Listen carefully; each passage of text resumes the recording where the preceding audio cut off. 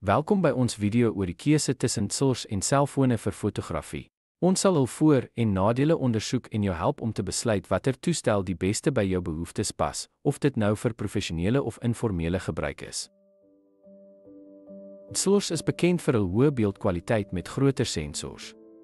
Hulle verskaf handmatige beheer vir fotograwe om instellings aan te pas. Daarbenewens verwisselbare lense bied veelsidigheid vir fotografie. Maar SLRs kom met 'n paar nadele. Hulle is groot en lywig wat hulle minder draagbaar maak. Beginners mag dalk vind die leerkurwe styl en bykomende toerusting soos lense en geheuekaarte kan duur wees.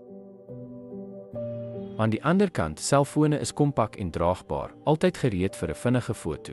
Hulle beskik oor gebruikersvriendelike outomatiese instellings en ingeboude redigeringsinstrumente wat hulle ideaal maak vir fotografie onderweg. Ten spyte van hul gerief, het selfone beperkings. Hul beeldkwaliteit is nie dieselfde as die van SLRs nie, veral nie in lae ligtoestande nie.